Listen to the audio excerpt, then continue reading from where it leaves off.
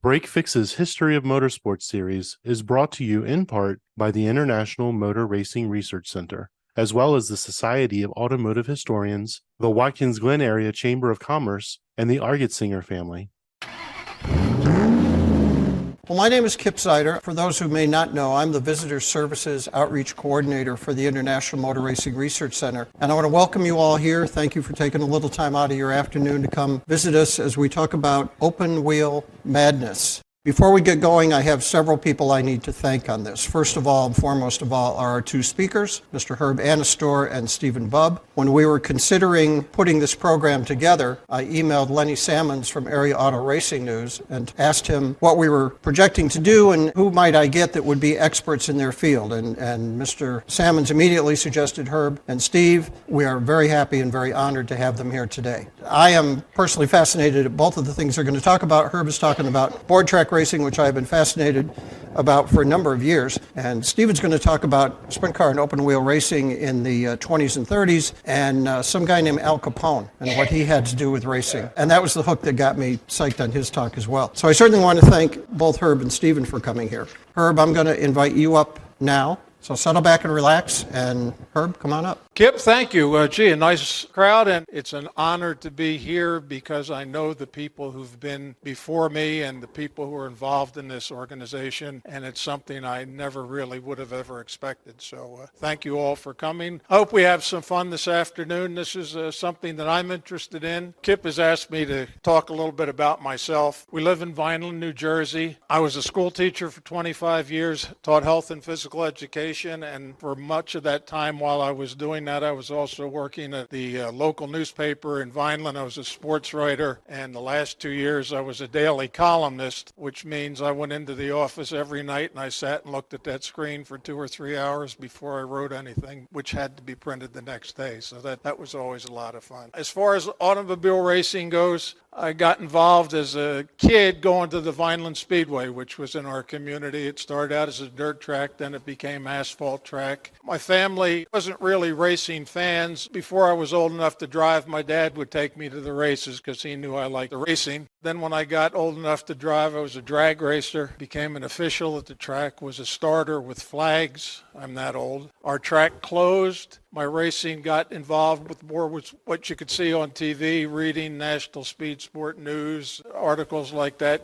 I got involved with Lenny. I've been writing for about 40 years, Area Auto Racing News. I was also a contributing editor for 20 years with stock car racing. I worked for Jimmy Horton when he was doing his modified racing. He still is. I was 11 years. I worked on that crew, did tires, crew setup, car involvement, and things like that. I'm really interested in the history of automobile racing. It's just so interesting to find out how we got to where we are. Board track racing is part of that. Before I go into what I'm going to speak about today, which is really more of an overview because there's so much you can talk about in all this, I want to point out this painting. This was done by Joe Henning, and he's a motorsports illustrator, and the man in the white car is Frank Lockhart, and that's a rear-wheel drive Miller, and the front-wheel drive Miller is Peter DiPaolo. When I asked the people who had this painting if I could use it, they had no question about it. They thought this would be a terrific idea, and that's why I left the logo, which you can see, is the American Hot Rod Foundation. American Hot Rod Foundation is an organization much like this. They deal with old-time auto racing and the history of the sport, board tracks a little bit, mostly with hot rodding. It's not a bad idea if you're interested one time and you're sitting at your computer to just type in American Hot Rod Foundation and see what they have to offer. I think you're here today because you enjoy this kind of thing, and that's a nice activity to get involved. Velodrome is a French term meaning bicycle racetrack, and this is what became very popular in Europe, people racing bicycles on these oval board tracks. Eventually came over to this country, and there were velodromes throughout. Bicycle racing was very popular at the end of the 1890s and early 1900s. Many of the early automobile racers were bicycle racers. The Wright brothers were bicycle racers.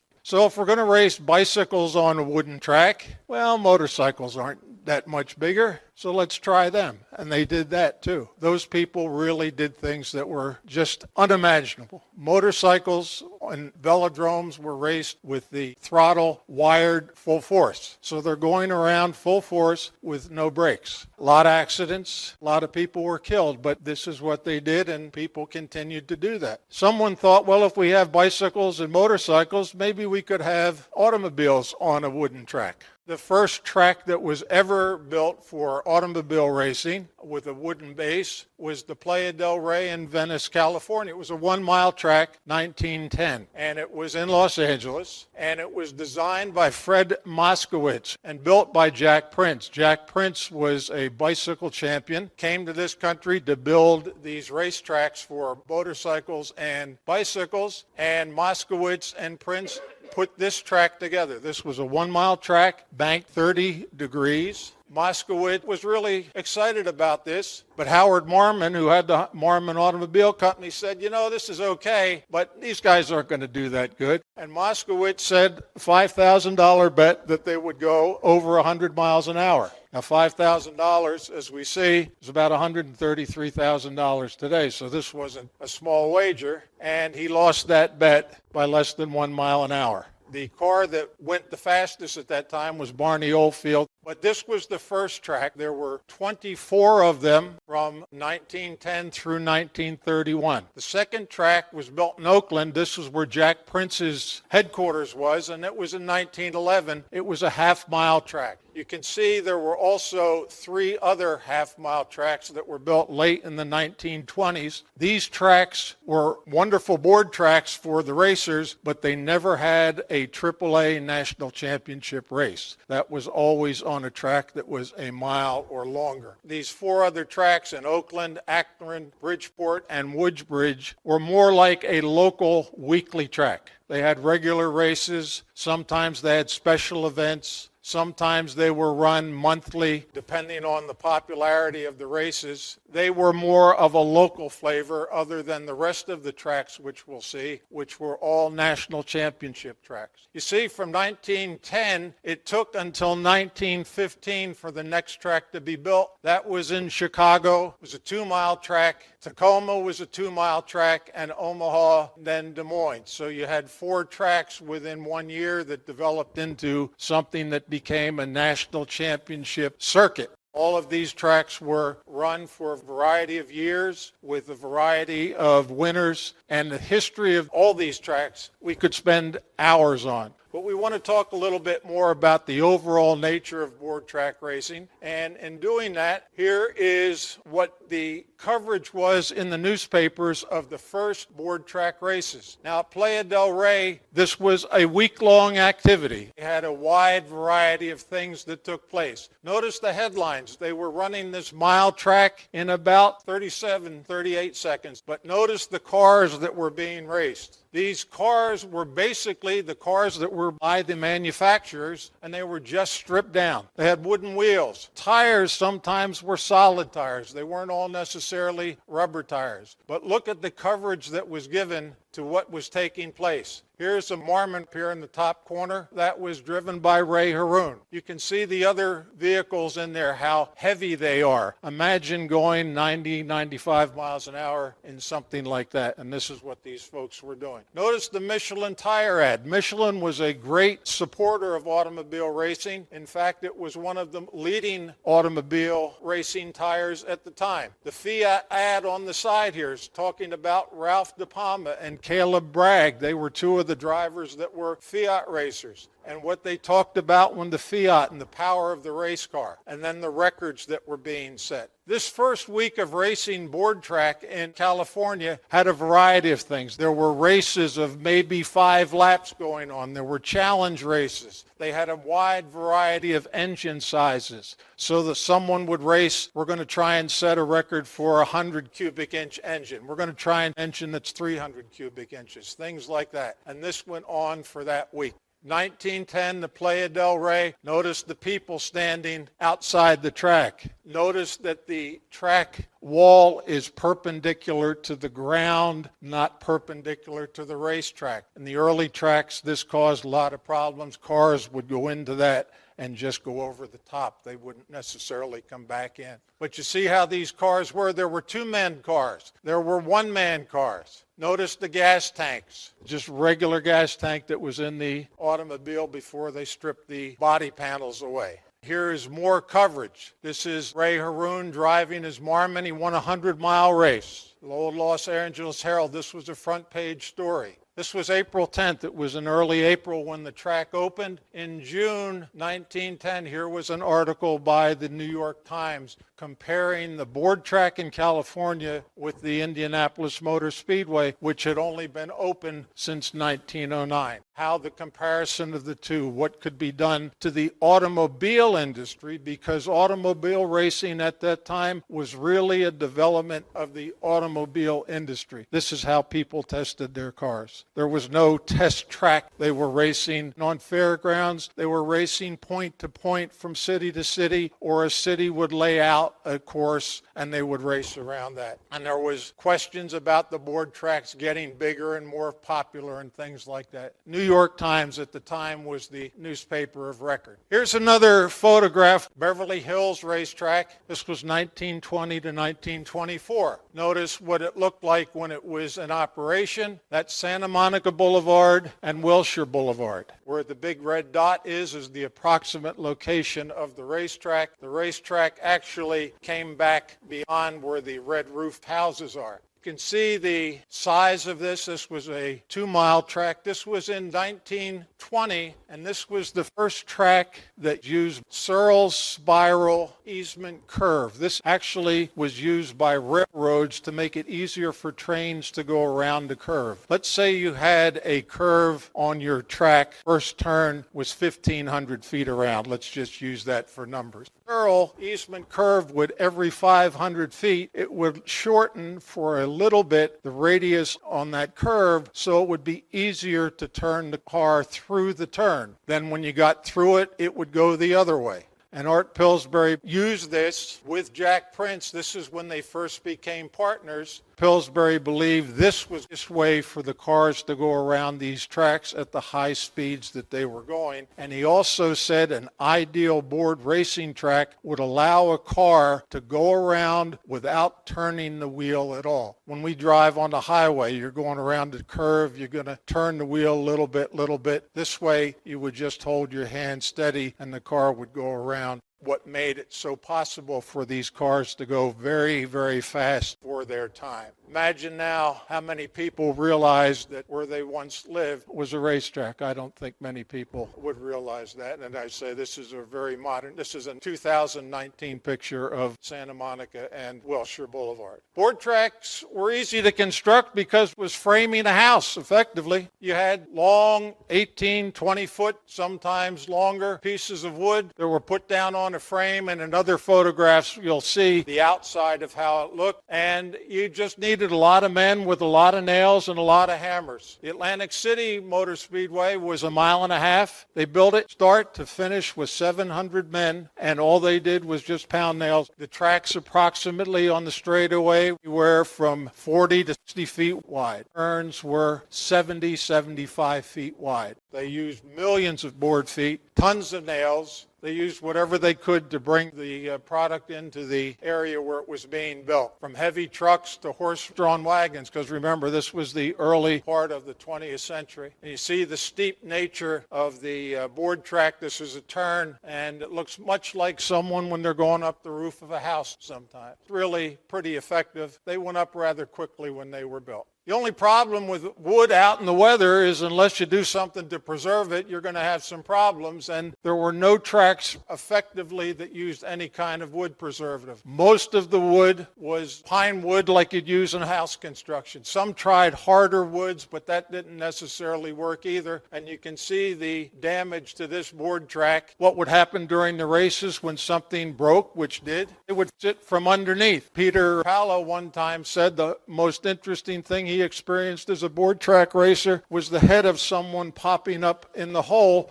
to see where he had to fix the track. This is a picture of the Laurel Speedway, which was also known as the Baltimore-Washington Speedway. This is opening day, July 11th, 1925. You can see in the far corner the banking and how that looks, and the massive size on acres of ground these tracks were. But the thing that impressed me most about this picture, and look at all the straw hats. There were not very many women that were in the grandstand in wherever area this was taken. This was one of the more popular tracks, and as I pointed out here, you went to the races to see things, but you also saw things besides racing cars. Frequently airplane demonstrations, because in the early and the late teens, it was a new item. They had balloon races, daytime fireworks, bands that were there. My uncle and my grandmother and grandfather went to the track in the Atlantic City Motor Speedway, and my dad said that he remembered all the people that were there. There were 85,000 or so at the time he went, and all the cars. And they had an interesting race besides the automobile race. They had what they called an ambulance race. They had half a dozen race car drivers, a half a dozen ambulances, a half a dozen doctors, and a half a dozen orderlies. And on the backstretch of the Atlantic City Motor Speedway, they had 6 dummies that were supposed to be injured people or someone who needed medical care. And the idea of the race was to see who could get to the dummy first and get back to the starting line, and that was going to be the winner. They also had stock car races at these, and we'll talk about this later. It was interesting. My father said because he became a doctor, that was something he remembered from the race other than all the excitement of that. But this is just a general good look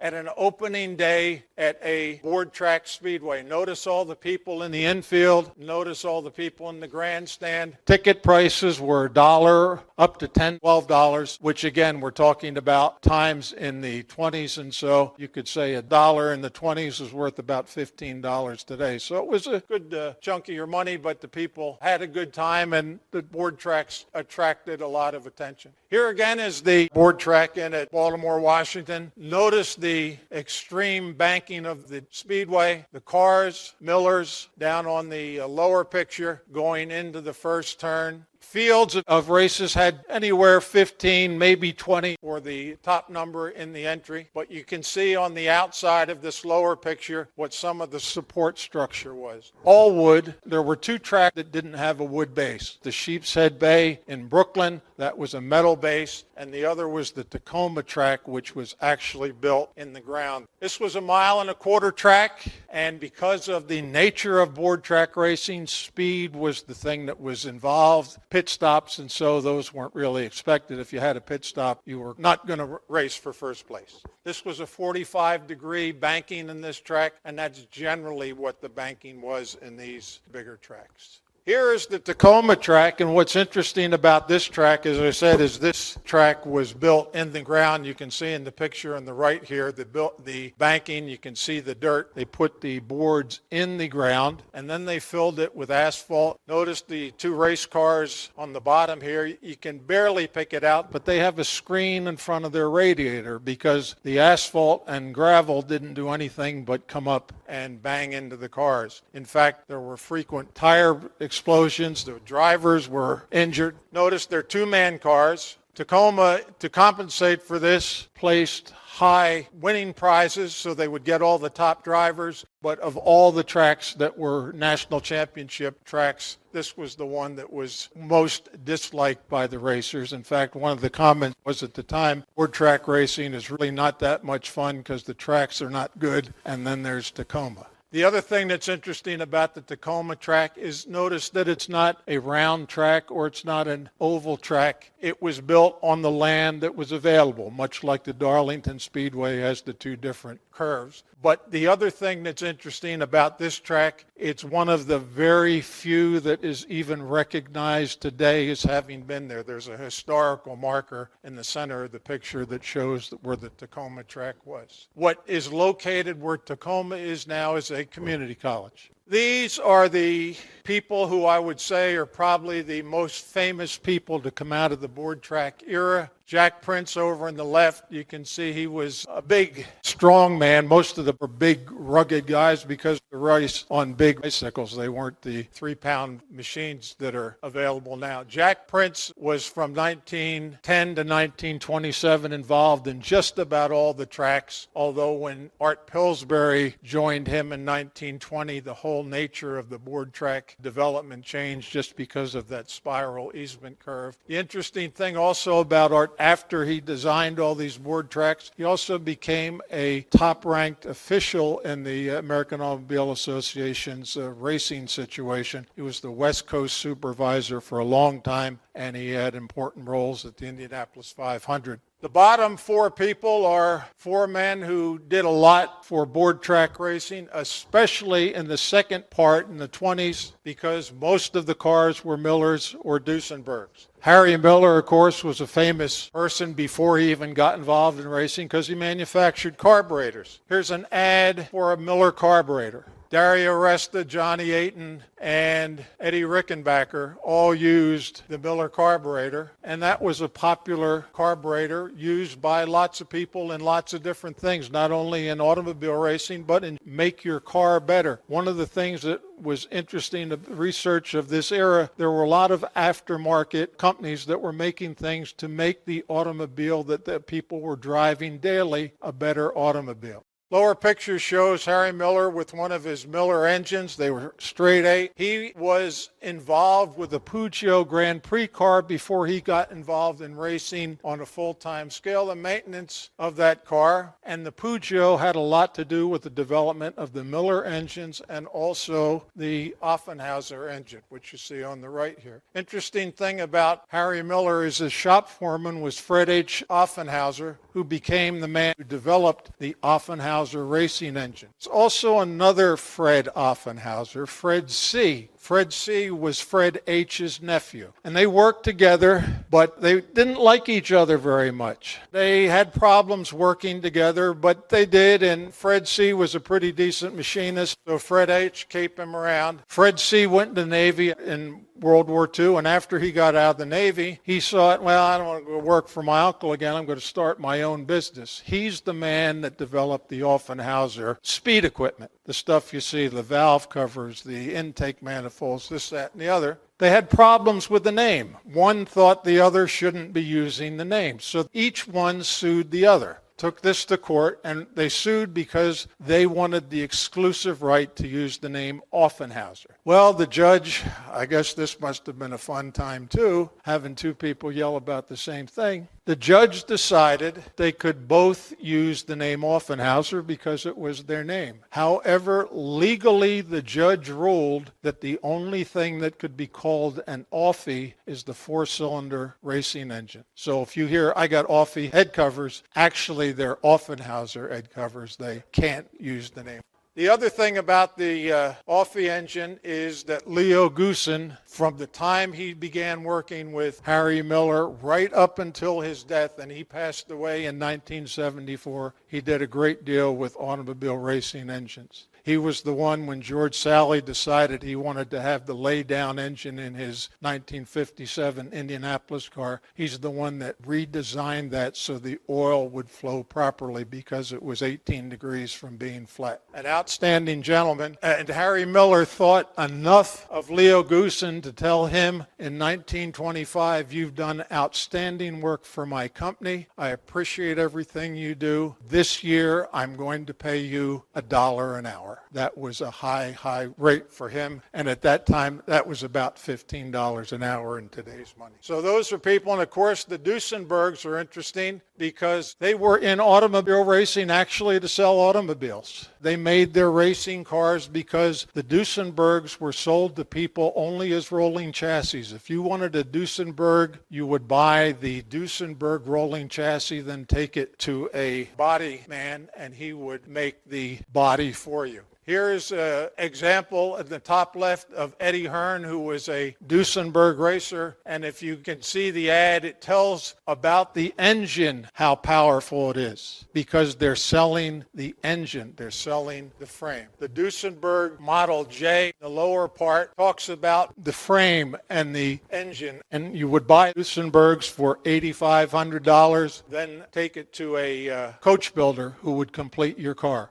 In the time that the Model J Duesenberg was being sold, $8,500 was about $125,000 in today's money. That's just for the chassis, tires, wheels, running gear. Then you'd take it to the coach builder, and he would charge you at least that much or even more. It's possible that these cars together were worth $250,000 in the late 1920s. There you see Duesenberg Model A chassis. That's what the ads were all talking about. The top picture there is of Peter DePaulo's 1925 Indianapolis 500 winner. That was a Duesenberg, and the difference between Duesenberg Racing and Duesenberg Motors is all the Duesenberg engines were fashioned by the Lycoming machine, and they were designed by the Duesenbergs, but they didn't have an engine manufacturing situation like Miller did. I mentioned E.L. Cord in the back, on the end of that sentence there. E.L. Cord bought the Duesenberg company in the late 1920s, and he developed the Duesenberg as part of the companies that he owned. And there's that straight 8 Duesenberg logo, which was very famous at the time. This is maybe the most interesting car that ever raced on a board track. See, Hal Scott Aviation Motors. This was a man who developed aviation engines in race cars, not in airplanes. And you see it looks really like a giant go-kart. And he raced it at least one time, I've been able to find, in April 1912 on the half-mile Oakland track. So it was just an unusual thing, but it was also a very fast car. It was one of the first to ever go 60 miles an hour, which at the time was really going something. Just the kind of things during the early years of board track racing that you would see. These next few pictures are just to give you an idea of some of the cars that are raced. Caleb Bragg is the man who beat Barney Ofield in that first race at Playa del Rey, but he was considered a novice driver because he wasn't professional in his racing. He was a novice, and he actually took the place of Ralph De Palma, who was supposed to race against Oldfield, but there was something wrong with De Palma's Fiat, so he substituted and he beat the famous Barney Oldfield. Barney, of course, was a bicycle racer before he became an automobile racer. Also notice that these were both chain drive automobiles, and that Blitzen Benz, that was the world speed record holder at the time. Now we're going a little later. This is 1916, a Delage from France. There's a Hudson. These, again, were cars that were stripped down, racing bodies put on, and they used them as race cars and used them to test the vehicles that were being built by Hudson and Delage. Here's a Stutz Bearcat and an early Duesenberg. Imagine, I say, going 100 miles an hour and something like that. With no safety belts, nothing safety-wise at all except what was built into the race car. Another thing that was interesting doing research on board track racing was the artwork and how the things were designed, the race programs. And so this is a 1915 souvenir program at Sheepshead Bay. Just a beautiful painting. Look at some of the cars in the pictures below. These were standard automobiles that had been converted. They were all two-man cars with a variety of engines. And again, note the guardrail perpendicular to the ground, not perpendicular to the race course. Now we're getting into some of the more famous names. This is Lewis Chevrolet. This is a red Buick Bug. We forget a lot about people back then that there were colors for these cars, and this was a beautiful red car. Buick's the oldest active name in the American automobile industry,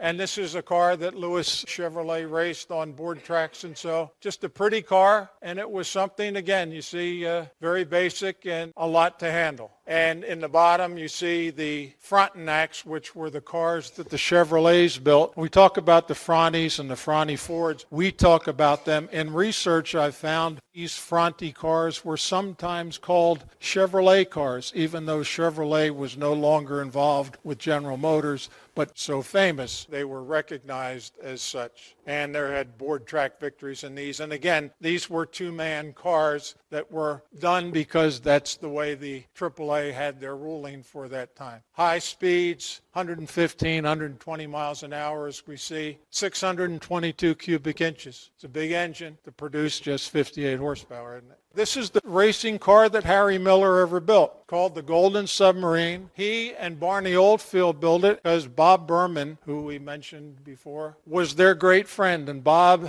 had a Peugeot and Bob was racing in the Corona race in California in 1916. Went off the track. He was killed. His riding mechanic was killed. Several other people were serious injuries because it was a road race and something happened to the car and you're standing a couple of feet away from the racing surface or the highway because there just wasn't any thought to anything. So they thought, how can we do something to protect the driver? Harry Miller and Barney Oldfield put their heads together and they thought, well, if we build something that can enclose the driver and put something over the top, and that's just what they did. As it points out here, this is the first racing car with a roll cage, and it's the first all-electrically welded steel frame automobile ever produced in this country. This was a gold car. That's why they called it the Golden Submarine. Harry Miller built a four-cylinder engine. It was a two-man car, and you got in it and out the door. The exhaust pipe, however, from this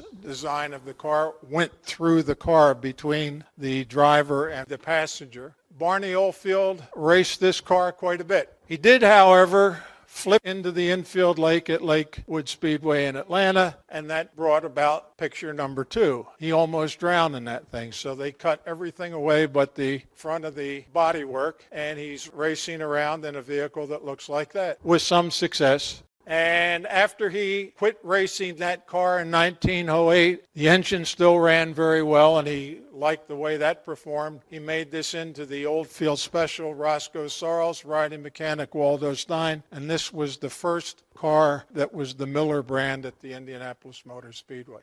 This is Ralph De Palma, very famous, very popular, won thousands of races supposedly. Stephen's going to talk a little bit more about Ralph De Palma. How he could win 1,000 races? Well, you figure races of 1 mile, 1 lap, because it was a challenge race. So you beat so-and-so, you won. That's how that happened. But anyway, he was an excellent racer. And this is an automobile that's built on a Packard chassis, but it was built by Packard because they were interested in airplane engines prior to World War I, but they didn't want to go through the expense of testing the airplane engine in an airplane. So they tested it in a racing car. They made a 299 or 300 cubic inch V12, and they tested this engine for several years. And this is the engine that became the Liberty V12 engine in World War II, and it eventually powered the P-51, which was one of the outstanding airplanes of the Second World War.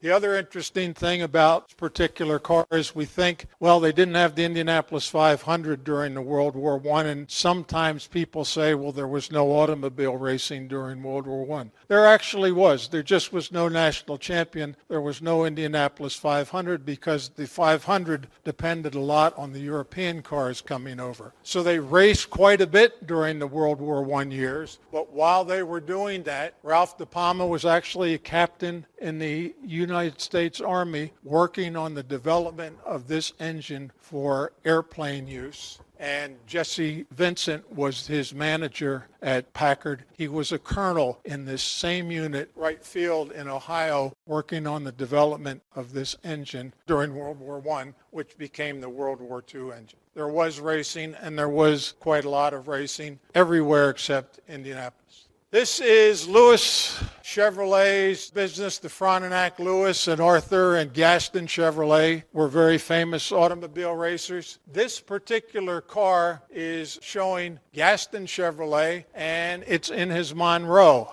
The Monroe race cars were green. The Frontenac race cars were the exact same race cars, except they were red. So a Fronte and a Monroe were the same cars, just different colors. And Gaston Chevrolet was a very popular racer, very good racer. He was also posthumously 1920 AAA champion because he was killed in an accident at Beverly Hills Speedway. But you can see the board track, he's there. See the wider panels on the infield, and the racing 2x4s, which were put on their end, is what the race cars raced on. The Frontenac cylinder heads were very popular on the Ford Model T, and also you can see the advertisement talking about the Fronte cylinder heads for other applications. Chevrolet, Whippets, things like that. These were, again, part of the large number of people making aftermarket product. Match racing was popular during the early board track eras. Here we have the Golden Submarine, we have the white De Palma car, and the Chevrolet in the center. They toured as a group and did match races together. This particular race, there were 3 races. Ralph De Palma won all 3. But look at all the people in the grandstands. This is Sheepshead Bay in Brooklyn, New York. 1917, 40,000 spectators at this board track event. This was the main attraction. All right, we talked about not having races during the World War I years at Indianapolis, but they did at Cincinnati. This was, again, a 2-mile track, big track. Look at the grandstand. Look at the lineup of cars. They ran 5 abreast. Paid a lot of money. It was a thing that people were interested in doing even during the World War I time. Again, there's a advertisement for the race. Look at the pretty colors, the artwork. Look at the admission price, $1.50. Multiply that 10 or 15 times because the dollar was worth a lot more then than what its actual shows there. Here it says on the bottom about the Cincinnati track actually closed because of the exposure to the elements, but some of the wood was used to make a bar. That's what happened a lot of these tracks too. When they closed, they couldn't do anything anymore with the racetrack, but they would sell the wood to construction people and they would use the wood to build houses and whatever needed to be done.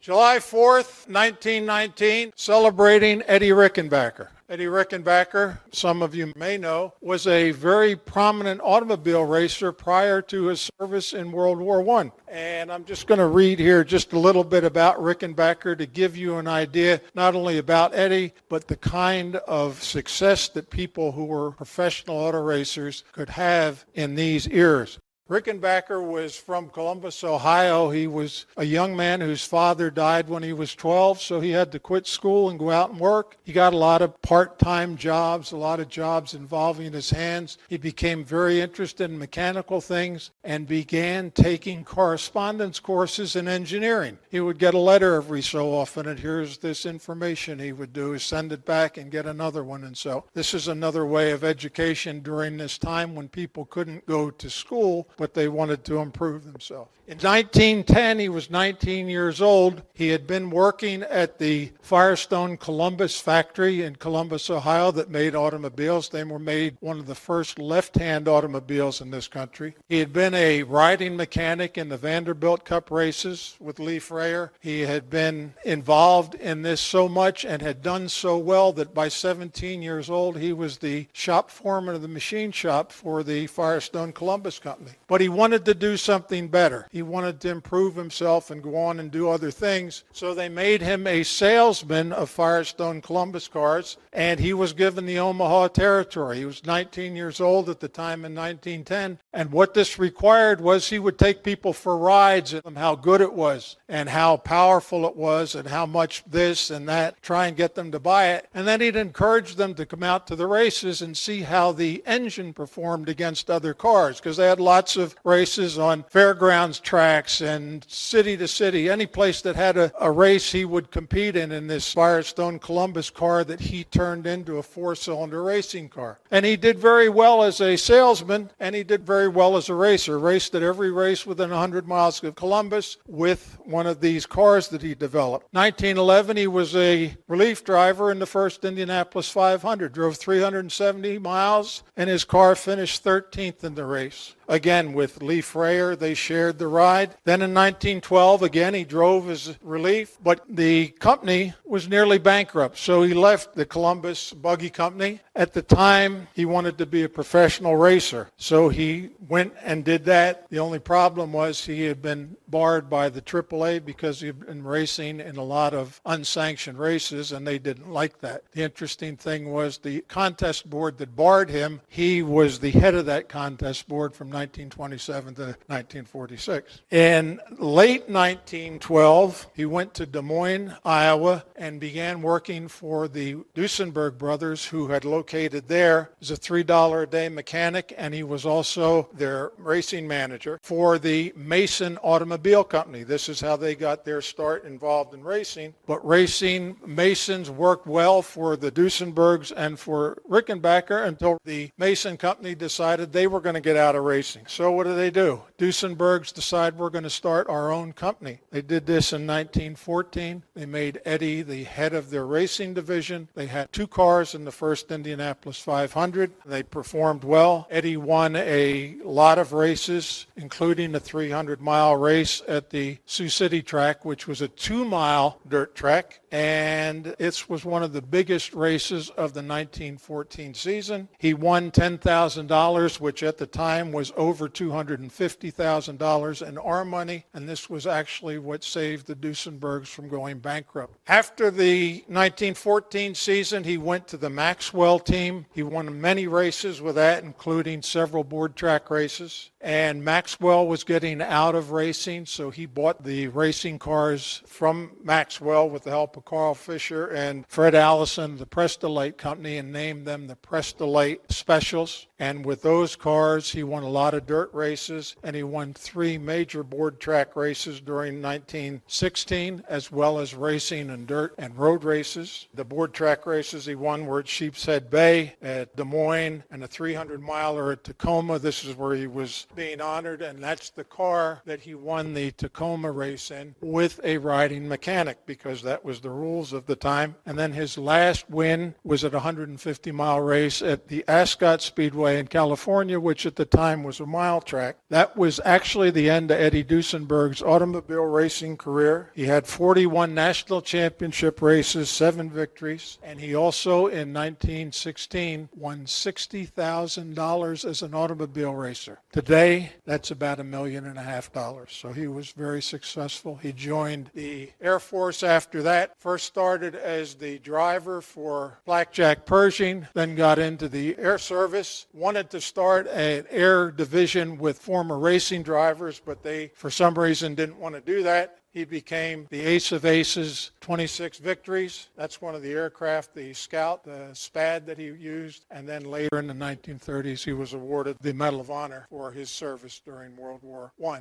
But here on this particular day, they're honoring Eddie Rickenbacker. Notice the other names: Louis Chevrolet, Dario Aresta, Eddie Hearn, Cliff Durant, Ralph Mumford, major sports personalities in automobile racing. Here's Harry Hartz and Harlan Fengler. Harlan Fengler, of course, for years was very involved in the Indianapolis 500. Harry Hartz was 1926 champion, an exceptional board track racer. This is a 1922 Duesenberg that raced in the 1921 French Grand Prix. That was the first French Grand Prix after World War I. And you see the number on the tail. The laws at the time required any vehicle on the roads in France to have its number. 1924 Duesenberg was the first American supercharged race car, just to see how it's developed over the years. Talk about board track racers. These are 2 ads from the 1920s, and these people were equal to Jack Dempsey, equal to Babe Ruth as far as being stars. Notice the picture in the center, Fred Wagner. He was the official starter for all the board track races. He was the official starter for all the AAA races, but he was as well known as the people who were the racing and the racetracks where they raced. Here is a late 1920s ad. Again, the Duesenbergs were interested in selling automobiles. They used racing to do that. And here's an ad showing all the various ways that the Duesenberg was an outstanding vehicle for its chassis, its driveline, and its engine, because that's what they were selling the people.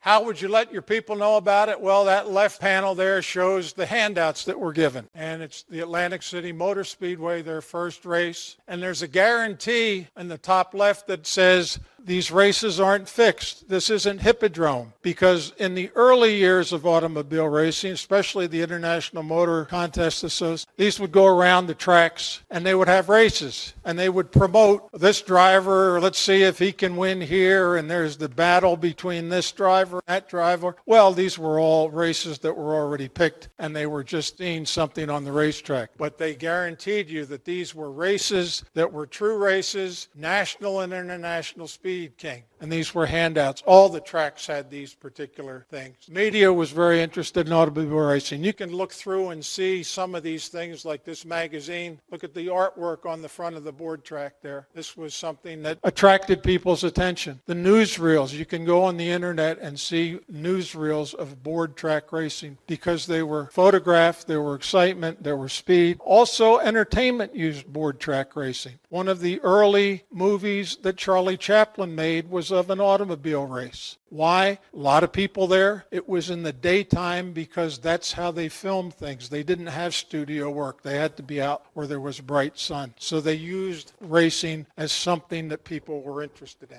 The Roaring '20s was a great time for automobile racing. Here's some modern mechanics and inventions. We probably know that as Mechanics Illustrated. This is the beginning of Mechanics Illustrated. This particular man, Ray Kuntz, was an automotive engineer and is identified as an authority on automobile racing. He's encouraging young men to become automobile racers. He's telling them how much money they can make, how easy it is to convert a Model A or a Model T into a racing car. He even in this article tells you some of the parts that you need, how much they cost, how easy it is to build. Now, how many of us wanted to be racers when we were kids? How many of us had our parents say, yeah, Herbie, go ahead? I don't think too many. But that's what it was in the 20s. Here's a pamphlet that Arthur Chevrolet offered for $2. Or if you brought a Fondy head, you got it for free. It was an 8-page pamphlet with no photographs in it, but it told you directly and entirely how to convert a Ford Model T into a winning race car, what you needed, how long it had to be. The first thing was to take the chassis. It had a 100-inch wheelbase. The first thing he said was you make that 88. And it told that, and it was very popular. Here's another example of advertisement. You can buy, like you can today, you can go to anyone, buy a modified stock car for parts, put them together like a giant model kit. Here you could build a racing car out of a Ford that was good on dirt tracks, brick, or board tracks. $750 for a complete frame. That would be about $10,000 today.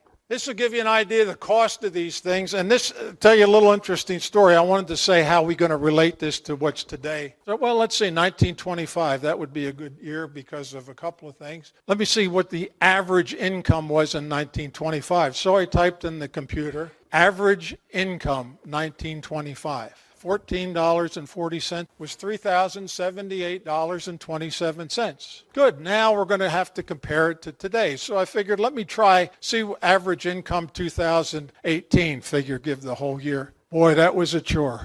No matter what government site I went on, they talked about average income for people that were particular age, average income for people in the Northeast, average income for people in the particular state. I'm sure if I looked hard enough, it would have average income for people who are blonde, left-handed, and wear green shoes. It was just that difficult. The average income today for all of us, somewhere between $50,000 and $52,000 according to the U.S. Department of Labor. That was at the bottom. But look at the prices. Pound of bacon, 47 cents. That would be $6.70 today. And you can see down the side. Postage stamp, 2 cents. The only thing that's interesting about all of these is you see a gallon of gas costs $2.88. In town, they're selling, what was it, $2.69? So we're doing better now in 1925. But you see here, 1925, that was the first year for the front-wheel drive Miller, and the front-wheel drive Miller cost $15,000 in 1925. That's $216,000. Ralph De Palma, $10,000. That's $144,000. These prices did not change from the first made until the time they were ended. They all stayed $15,000 or $10,000, which I thought was very interesting. And in 1925, if you wanted to buy a Model T, it only cost you $260. So you can see there was a wide difference in the cost, like there is now, of racing cars. And a Miller engine, if you blew your engine, $5,000, which is $72,000 in today. So that gives you a little idea of what the money values on these things are. Here is the Miller specifications.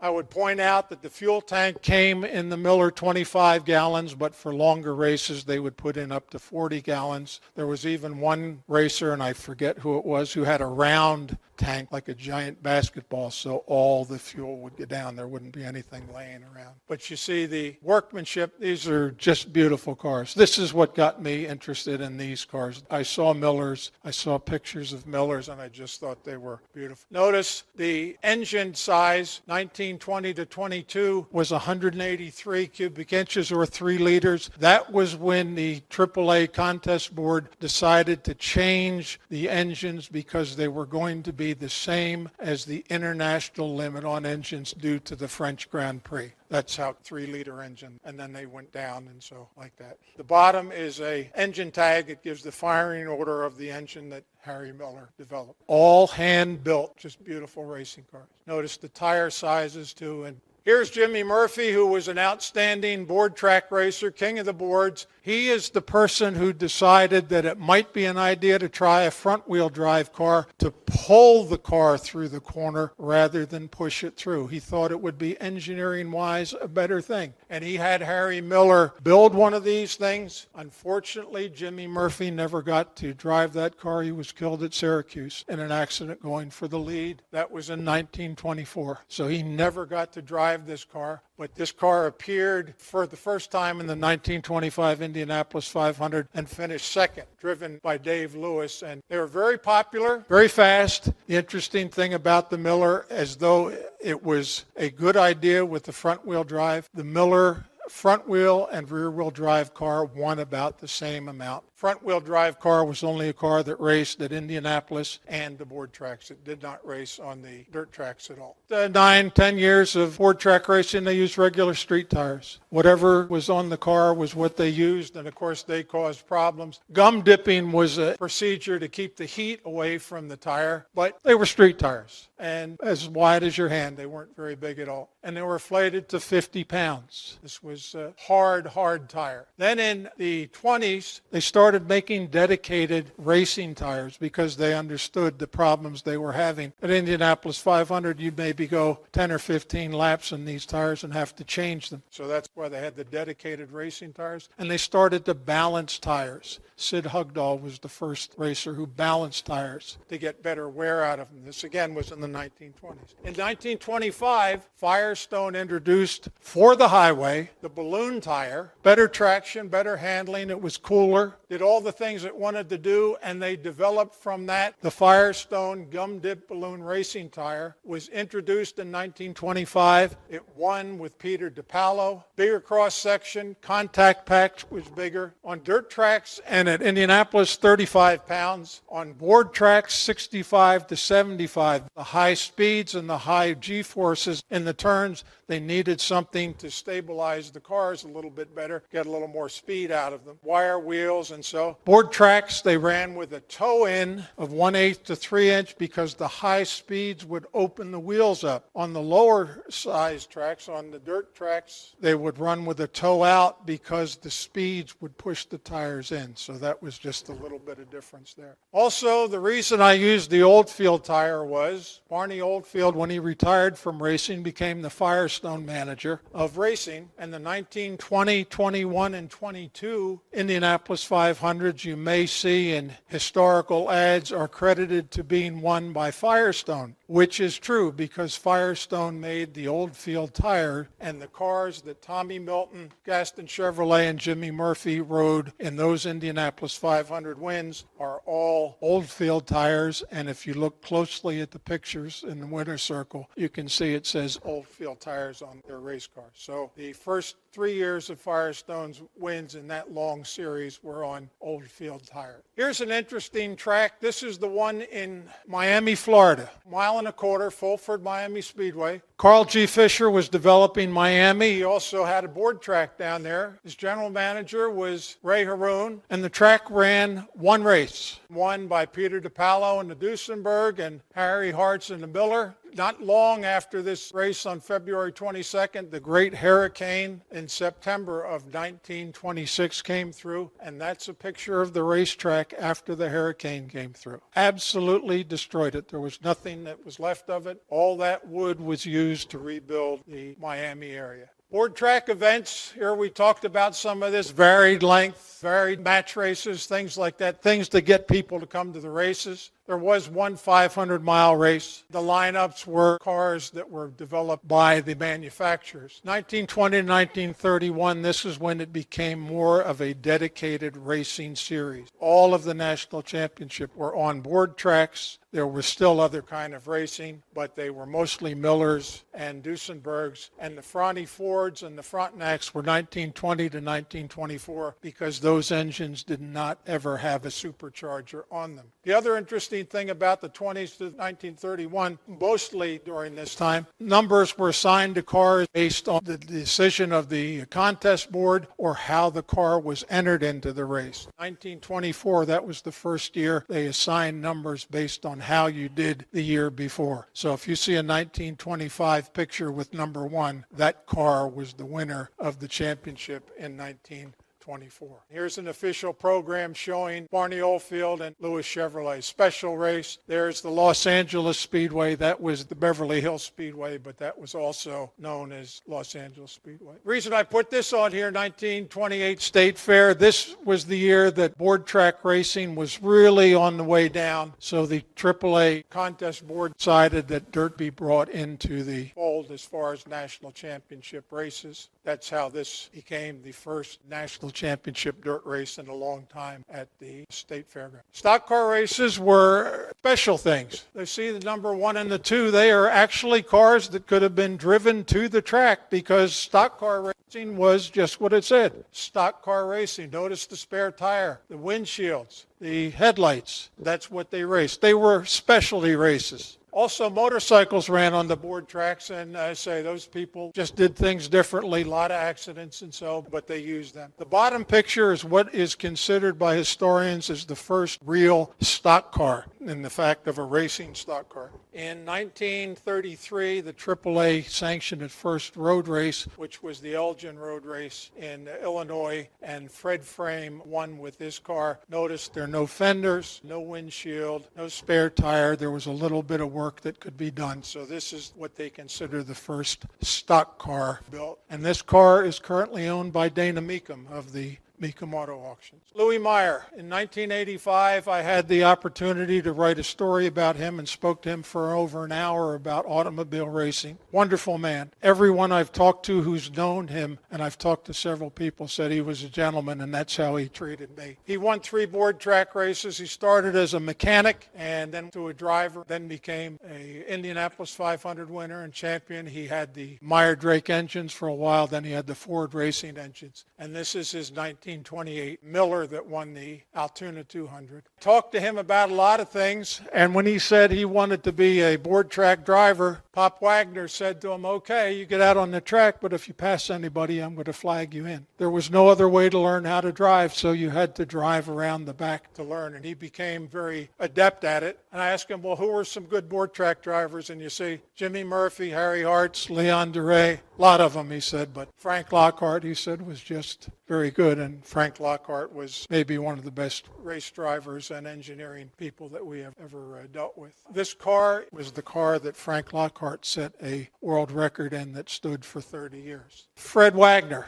he was the starter for all the board track races. He was the official starter for AAA for over 20 years. And he started out to be a runner, then he was a racer, and then he started flagging, getting involved with that. Interesting that he holds the checkered flag. He's the first person to ever be photographed with a checkered flag in the 1906 Vanderbilt Cup races. He also not only was the starter, he was the man who checked the track for security and safety. He was the man who got all the money before the races started. He was the man who assigned positions. He was the man who would call fouls because they had no communication. Something happened on the track, he was it. He was the man at the end of the race who would tell you where you're going to pick up your train to take your trip to the next race. He would get housing for the people. And in his spare time, he wrote a nationally syndicated column on automobile racing. But the most interesting thing about all his involvement with automobile racing, he didn't know how to drive an automobile. Here are the signals that he would wave. Through 1929, this was about standard. Here's the official thing from the AAA handbook. Red,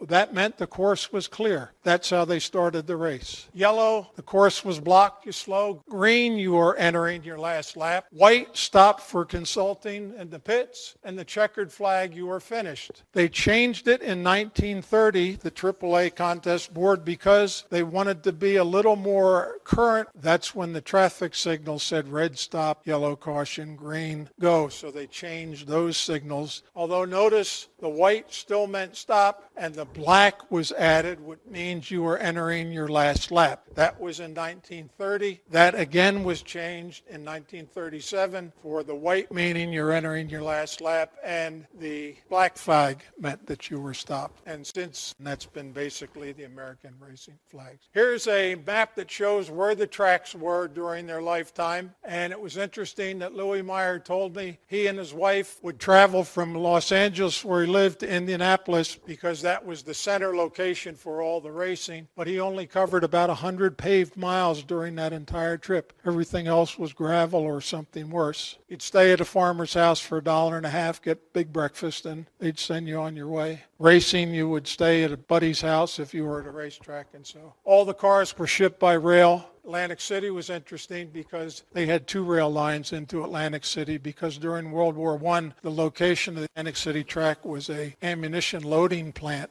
Here's how cars got to the racetrack. This is a 1917 Hudson. This was a dark blue car, by the way. And this also made it possible for races to be announced at major locations. They came on railroad cars. When they got to the station, leave them out so the people would know there's a race in town. The bottom is Umbrella Mike Boyle, who was a Indianapolis car owner. He was the head of the Chicago Electrical Union, and they used the Diamond T truck to get it from the railroad station to the track. Mike Boyle was an interesting guy. They called him Umbrella Mike because he always walked around with an umbrella. Mike would go in a bar and he'd talk to people, and they'd come by and they'd drop a little something into the umbrella. And Mike had connections in Chicago in 1920s. If you needed something done, you saw Mike. This is William Shattuck, who was a pulmonary physician, an actual MD, who became a race driver because he enjoyed working with the people when he was a physician at the Indianapolis Motor Speedway. And he bought a car and he raced in 35 events. Never won one, but he was competitive. He was a relief driver at Indianapolis. He just had some fun doing it. Probably heard a lot of you, I'm sure, of Leon Duray, whose actual name was George Stewart, but when he was racing with the International Motor Contest Association, he wanted to be the dashing Frenchman. So he would dress in black and his hair combed back. And this worked fine until the French attaché in New Orleans wanted to meet the great French driver, and Leon didn't speak any French. But he was very fast, and he was early working with alcohol fuels because the engines were supercharged and needed the power. And also, he eventually became a car owner at Indianapolis, but he also went in 1929 with that front-wheel drive car, set many records in Europe, and also raced in the Italian Grand Prix in Monza. Here, just briefly, is the Atlantic City proposal to build the track. You can see how much they were expecting to make cost the lumber. They actually used over 5 million board feet of wood. This was about a $6 million job in today's money. And the people who ran this, they were investors of wealth, rich sportsmen, business tycoons, and so. Here's the Atlantic City track. This is opening day. Far picture on the left is 1926. This is a rather recent overhead picture of the track. Because this was an ammunition dump and all the chemicals and stuff, they used it. When the property was no longer used, the state of New Jersey allowed it to just grow up. It's now a wildlife area. Terry and I were there a couple of years ago. It's one of the few former sites that has nothing on it. There's not even a marker to indicate the history of that track, which had the ammunition dump or the racetrack. But that's the way things are. Here's Harry Hartz, who won the first race, nonstop 300 miles. He won $12,000 then. That'd be $171,000 today. Just amazing. This is the official report. Notice they have when the tires were changed, right rear. left rear, things like that. This record that Harry Hart set in that first victory of his lasted for over 30 years. He would win 135 miles an hour for his 300-mile race. No one in America ran a faster race until Sam Hanks won the Indianapolis 500 in 1957. Harry was the national champion in 1926. He was in a bad crash, spent 2 years in a hospital, walked around the rest of his life with a cane, but he was very involved in the Speedway and the technical committee. 1927, Frank Lockhart set a world record that also stood for over 30 years. He went 147 miles an hour around, 0.729 miles an hour around Atlantic City track. This is a picture of him setting that speed record. This is a qualifying record that was not broken for over 30 years. Leon DeRay in a front-wheel drive Miller at the Packard test track went in 1928 148 miles an hour, but that wasn't a qualifying record, so it was, apples and oranges. Notice he has a air intake in front of the cowl. This is the engine he did it with. This was an invention that he made with a couple other engineers. This was the intercooler. When the air came into the supercharger while it was being supercharged, the air-fuel mixture was over 300 degrees. Going through this intercooler before it got into the engine lowered the temperature by 200 degrees. It went from 300 to 100. This made all the difference. He said this was an oil cooler, so people wouldn't know what it was. Leon DeRay was the next one to make one. Used it on the front-wheel drive Miller. But the U-shape, it was a 5-piece unit. They used gasoline and Benzoil to help power it a little bit more because the compression was so great on these engines anymore. They needed more than they could get. The first 100-octane fuel wasn't until 1934 when Jimmy Doolittle with Shell Oil Company made the first aviation fuel at that level. Here again is the report of that race. The yellow I outlined, this tells about the speed record that he set. At the bottom, it shows his speed, 147.729. Cliff Woodbury was second fastest that day. He was almost 4 miles an hour slower. Here's the tires that they used. Notice the pressures were very high, the sizes. Each race, they identified the tire being used by serial number. This was part of the official records, and they show what happened and how people went out of the race,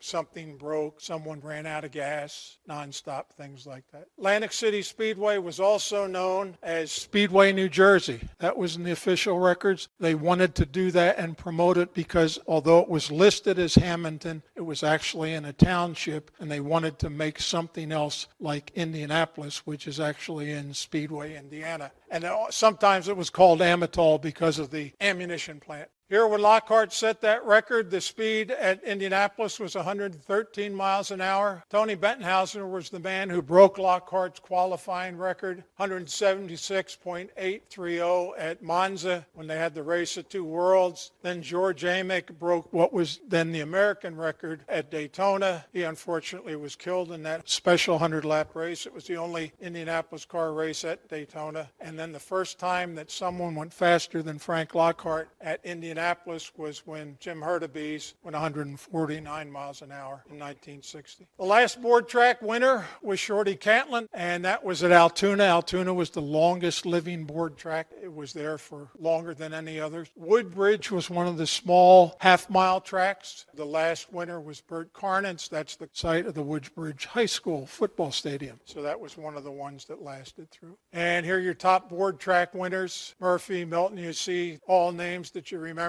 Thought I'd highlight Tommy Milton for a minute because of his 50 board track wins, land speed records, Indianapolis, all the things he did. He was 100% blind in his right eye and had limited vision in his left. And there he is in the Miller. Here, Gaston Chevrolet, when he was killed, this was a major, major event. This was a dangerous sport. There's no question about it. They're going so fast and what they're going in and how they're doing. Eddie O'Donnell and he crashed. One of the mechanics was thrown out of the racetrack. The color panel shows this, and the reason this color panel was drawn was because Gaston Chevrolet actually believed he called his brother Louis and told him, I'm going to die here. And Louis said, no, you've been successful at that track. You're going to retire. Race one more race. You're going to be the national champion. That was it. Here is the national story that went out about this. It's very graphic, but that was 1920s writing. Here is a picture of Eddie Rickenbacker. Notice the football helmet. That's a picture taken in 1914. He was maybe the first to wear head protection other than the flight helmets that they wore, because they had nothing else. Helmet, goggles, and gloves. That was all the protection they had. Here, unfortunately, a list of the people who were killed in board track races.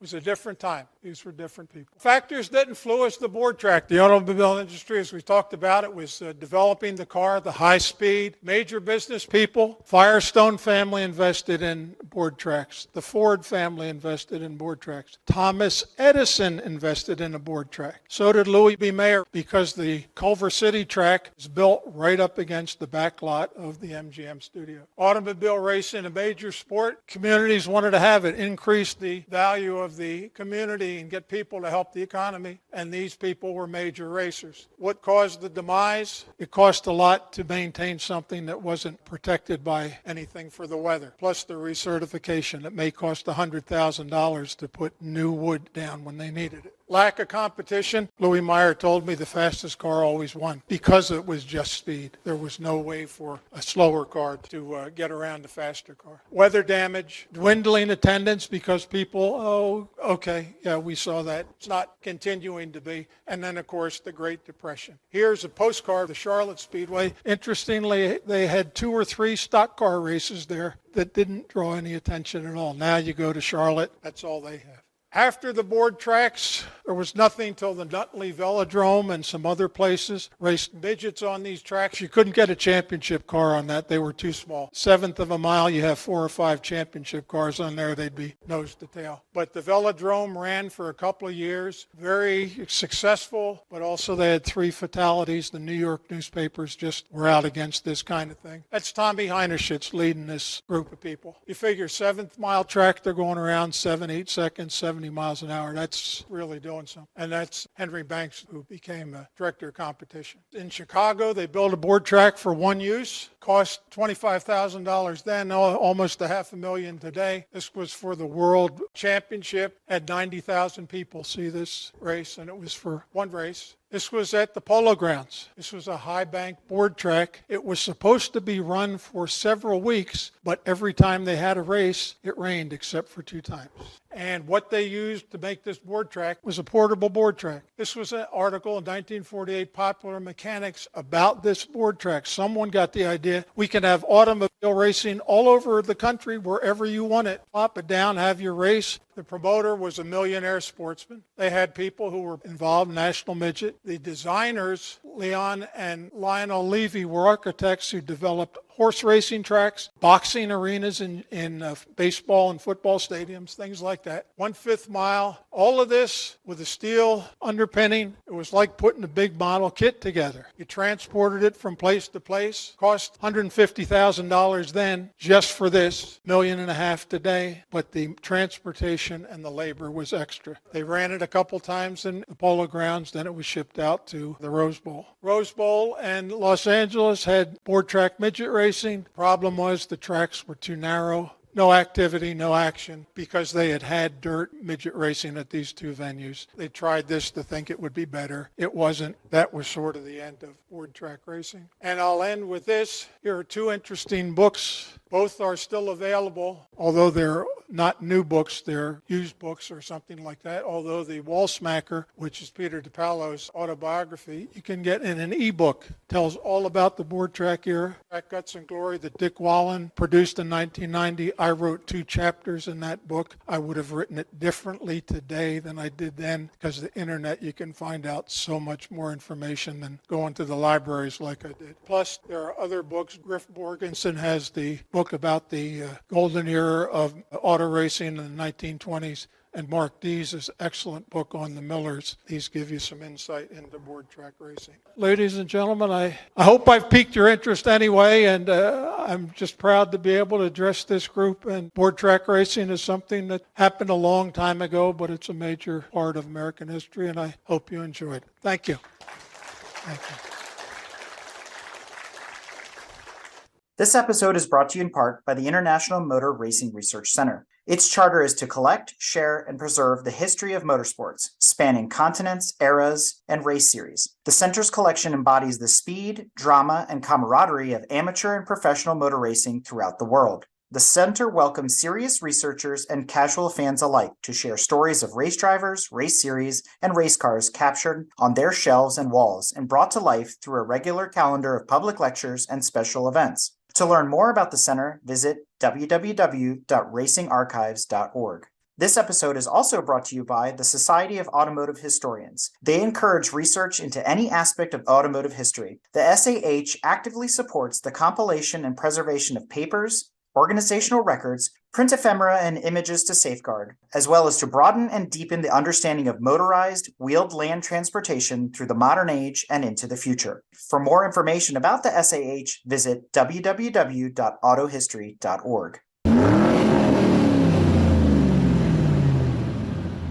We hope you enjoyed another awesome episode of Break Fix Podcast, brought to you by Grand Touring Motorsports. If you'd like to be a guest on the show or get involved, be sure to follow us on all social media platforms at Grand Touring Motorsports. And if you'd like to learn more about the content of this episode, be sure to check out the follow-on article at gtmotorsports.org. We remain a commercial-free and no annual fees organization through our sponsors, but also through the generous support of our fans, families, and friends through Patreon.